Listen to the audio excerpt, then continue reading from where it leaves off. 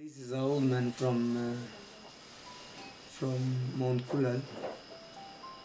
He's a very old man and he's experienced. He's been born in 1915.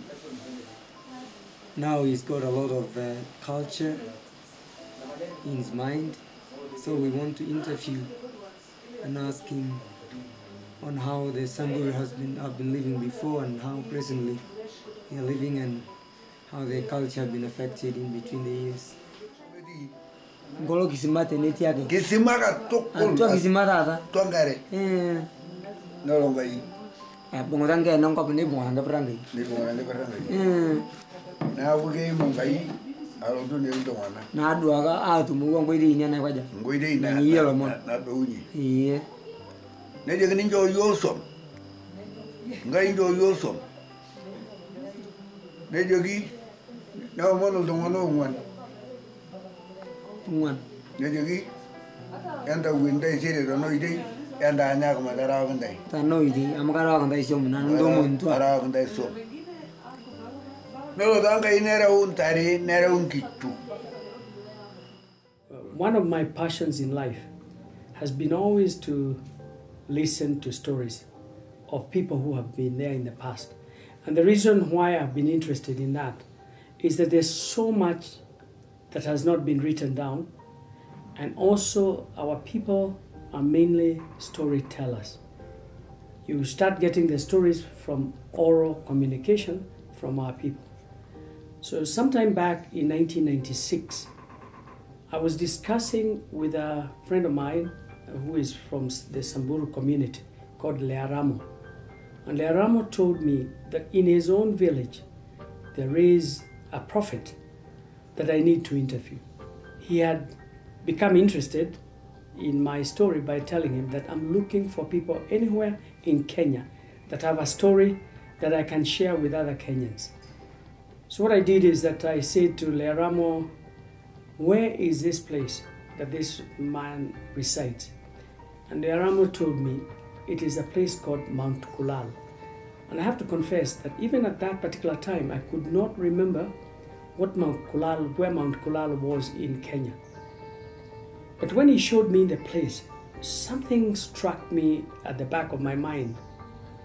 Once I had been camping at a place called Loyangalani on the eastern side of Lake Turkana. And when I was coming back towards Nairobi, something happened. I was looking on the east towards the Chalbi Desert. And here there was a kind of a mountain rising up from the desert. And around it, it had a cloud that wrapped around it. And it looked like an old man feeling cold with a blanket around himself. And I asked somebody, what is that hill or mountain called? And they told me it was Mount Kulal. And I said to myself, one day I will climb that mountain, which is another passion of mine. So when I met Learamo and he talked about Mount Kulal, I said, it cannot be so much a coincidence that I wanted to go and climb Mount Kulal, and I have found somebody who comes from there, and I have a mission to go there. So I said, we have to go there. So Learamo, I asked him, how long have you taken before you have been to your home in Mount Kulal? He said, 5 years. I said, why? Because there were rains and we were not able to go back there. There have been ethnic clashes between the Samburus, Turkanas, Pokots. That is an area that has a lot of issues, especially in terms of livestock. He had been married, again, which is another story, to a German lady called Stephanie. And Stephanie was at that particular time working with the company I was working for, AAR Health Services. So we agreed that we must head to Mount Kulal. I had the mission to go and interview the old man, and Learamo had found a way to get back to his village and be able to see his parents he hadn't seen for about 5 years. So everybody was excited about it. So I said, okay, let's prepare about the trip. So what we did is we organized and made sure that we had everything in place. I needed a translator because the person was going to talk in Samburu and I'm not fluent in Samburu. So we got a teacher who teaches in Nairobi, a gentleman, I have to remember his name later. And also Lea Ramo's wife who wanted to also come back there because they met with her husband in Mount Kulal when she was working with a mission organization in the remote areas of Kenya. Then I thought that I needed also another person. I managed to get Rupi Mangat, famous for writing about conservation. So my little Suzuki was packed with about 5 people. So what we did is that we set up and headed north.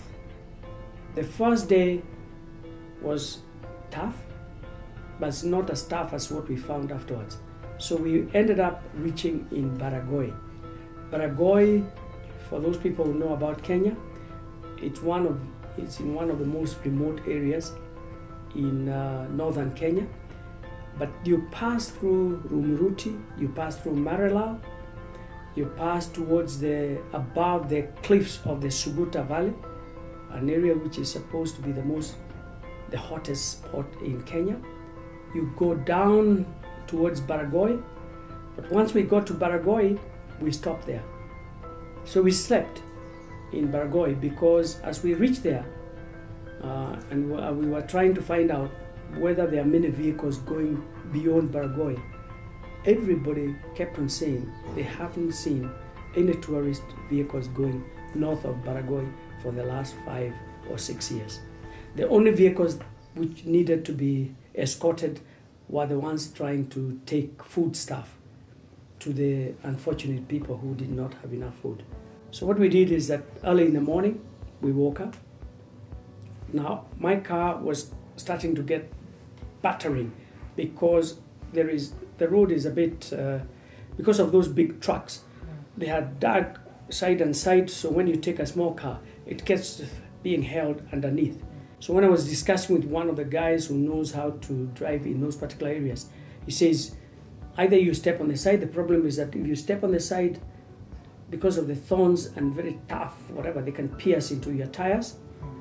But he said, what you do is that once you go for about maybe 30 or 50 kilometers, I would advise you do not follow the road. You get into the riverbed and follow the river itself. Now, when the river is dry, it looks just like a big highway. So what we did is that we got first of all, before we got to the riverbed, Rupi Mangat reminded me that there is a very interesting place that we should go and explore called the Desert Rose. Desert Rose is in the south of South Ore, on mountains called the Nyiru. The Nyiru, I think, means black in Samburu. But what happens is that a very kind of eccentric architect come investor had decided to impress his Kenyan girlfriend and decided to build her a hotel on the hills of Mount Nyiru. Now this is an incredible place. So we diverted on the left. There was a sign to Desert Rose. But when we reached the climb towards Mount Nyiru, the little path looked almost at 90 degrees perpendicular. The car would be hanging as if it can flip backwards. So because I did not know much and I did not know how far the hotel was, we decided to climb. But one thing I can tell you is that it was one of the most caring drives I've ever had in my life. You're driving on rock face, the car is almost at 90 degrees, it can almost flip back. If you flip on the side, nothing can hold you for 100 meters on the left. So we kept on climbing until it flattened a bit. Then on the left, that's where the little camp was. My heart was thumping. The people in the car were not talking. Everybody was frozen. When we reached there, something interesting happened. The gentleman who was me, Learamo, and the other Samburu gentleman who was a teacher, were called aside by one of the Samburu guards. And they asked him, who is that guy? So he says, why? He says he is either a Kikuyu or a Kalasinga. So they came back and said, he wants he wants to know whether you are a Kikuyu or a Kalasinga. And I thought, why is he trying to profile me? So just ask him, why is he asking that question? So when they asked him, the gentleman said, because I have been told only 2 people can drive a car on that cliff face, a Kalasinga or a Kikuyu, because they don't fear death. I said to them, tell them, this is not a very clever Kikuyu. He's a very stupid Kikuyu. If I had known what I know now, I would never have driven up that particular cliff face. So we laughed about it, went down to the hotel. Very fortunately, the owners were not there. They had gone down. They had a special driver who can take the people from the airstrip on the valley, bring them back. And we had a chance to ask the guy who was a cook, very pleasant guy, to take us around to see what there was. So what we did is we were taken around, shown the way they have blended the camp with the environment, and then it was time to leave. And leaving was as difficult as coming up, because I didn't know whether the bricks would hold.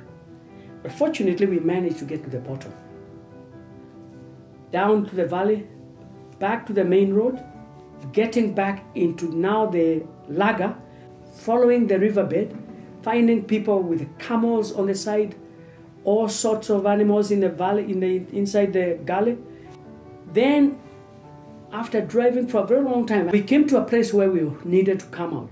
And when we were coming out of the gully of the laga, that's when I found that one of my tires was punctured. Now, one of the things I always used to do, I had my pumps. So when I looked at the tire, it just was full of thorns. I could not understand why it was full of thorns. Then I looked at the other tires, they were just full of thorns, huge thorns that had penetrated into the tires. That one was flat, but the other side could also notice that they were coming down. So I changed that tire very quickly, pumped the other tires, and then we continued. It was getting late now in the night. We have to climb through the Mount Kula to where the village is. The village is right in the middle of the mountain. And interestingly enough, just before you get to the top, there is even an airstrip, which only special pilots can land. There is a mission, I think it was an American mission station right at near the top of the mountain, and those people had come in. That's where Stephanie Learamo had been working when she met her husband as a volunteer coming from Germany. So when we went down there, I drove. Then when we went up, 2 things happened. One of them was I needed to go and drop the Learamos to their parents. So we went there, we were given the milk, everybody was happy. You can imagine a time when there were no phones. So we just kind of appeared from nowhere. They did not expect us, but there was so huge kind of celebration. As it was getting late, I asked Learamo to show me where we could pitch a tent. It was now Rupi Mangat and myself to look for a place to pitch the tent. Now we looked around the mountain, but every place I was shown, it was impossible to pitch a tent because of the wind. The wind comes from the desert, comes up, it will just tear your tent to pieces. So I asked whether there was a place we could sleep. So they ended up showing us an abandoned house by Kari. It was a research station and it was locked. We tried to find out how we could get in until we found out that if we broke one window, we could actually open window and then jump in. So what we did is we jumped in, managed to find there were some sofa sets within the premises in the house, and they were just full of dust. So we dusted them, and we used the sofa sets as our beds. The following day, it was a very interesting day because I needed to find out before anything else whether the old man was there. He was not very far from where I was, but I needed to know that he was there. So I walked down there to find out how he was very well with the teacher. We talked to him just to calm him, what I want to do. We want to take a story about the Samburu people. Interviews, unfortunately, I could only do them in the evening. And I was ill-equipped because I did not have enough light. I did not visualize what I would find in Mount Kulal. There was no electricity, there's no light. So what I was doing is I was using my torch to interview. I had a camera, an M7, those big old amateur video cameras. So I was interviewing the person. Now the person I found also was too old, so we could only interview him inside the Manyata. But one of the things for those people who know about the Manyatas, if you're not used to a Manyata, it is a very difficult environment to stay in, especially when the fire is on and you are talking to people, your eyes are itching, they are crying, and the smoke is choking you. So the first part you will see in the interview is within the Manyata, but afterwards we had to carry him out. And I took him to the curry house so that we could sit in a place where we were better prepared to do the interview.